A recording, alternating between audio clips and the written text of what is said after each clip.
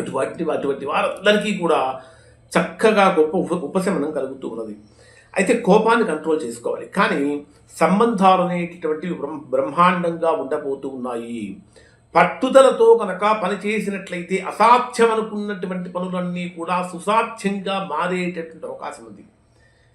మీ జన్మరాశిలోనే కుజుడు యొక్క సంచారం ఉన్నటువంటి కారణం చేత కొంచెం ఆవేశం అదుపులో పెట్టుకోవాలి.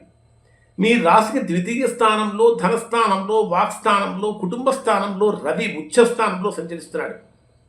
రవి ఉచ్చస్థానంలో సంచరించేటప్పుడు పైగా మీనరాశి రాశ్యాధిపతి అయినటువంటి గురుడికి మరియు రవికి మధ్య అధిమిత్రత్వం, అంటే మిత్రగ్రహాలు రెండు కూడా. ఈ అధిమిత్రత్వం యొక్క కారణం చేత వాక్స్థానం బలపడుతుంది.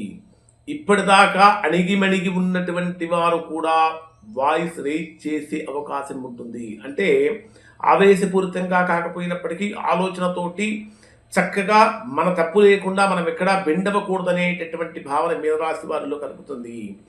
ద్వితీయ స్థానం అంటే ధనస్థానం, ఉచ్చస్థానం కాబట్టి ఉచ్చస్థానంలో రవి సంచరించేటప్పుడు ఆర్థికంగా కూడా చాలా వరకు ఫ్రీ అవుతూ ఉంటారు. మాటల్లో గంభీరత్వం పెరుగుతూ ఉంటుంది.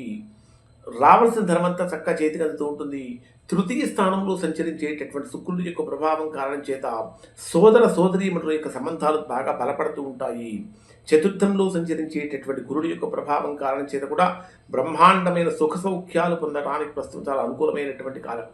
మరి డే వైజ్గా పరిశీలిస్తే మీనరాశి వారికి ఏ విధంగా ఉంటుందంటే 21వ తేదీ ఉదయం నుంచి 23వ తేదీ మధ్యాహ్నం 3:12 వరకు ఉండేటటువంటి సమయంలో చతుర్థ స్థానంలో మీ రాస్యాధిపతి అయినటువంటి గురుడితో కలిసి సంచరించేటటువంటి చంద్రుడి యొక్క ప్రభావం కారణం చేత ఇది అత్యంత శుభప్రదమైన సమయము.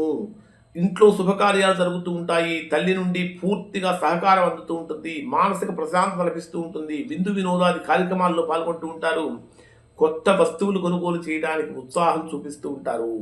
23వ తేదీ మధ్యాహ్నం 3:12 నుంచి 25వ తేదీ రాత్రి 8:15 వరకు ఉండేటటువంటి సమయంలో పంచమ స్థానంలో సంచరించేటటువంటి చంద్రుడి యొక్క ప్రభావం కారణం చేత క్రియేటివ్ లెవెల్స్ అనేటటువంటి బ్రహ్మాండంగా పెరుగుతూ ఉంటాయి. అంటే అందరూ చేసే పని కన్నా కూడా కొత్తగా చేయాలి, డిఫరెంట్గా చేయాలి, అందరినీ ఆకట్టుకోవాలి అనేటటువంటి అది బ్రహ్మాండంగా పెరుగుతుంది.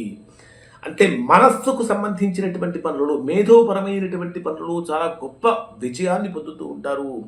గతంలో ఎక్కడ ఏ పనులైతే నిలిచిపోయి ఉన్నాయో ఆ పనులన్నీ కూడా మరలా వేగంగా ముందుకు కదులుతూ ఉంటాయి.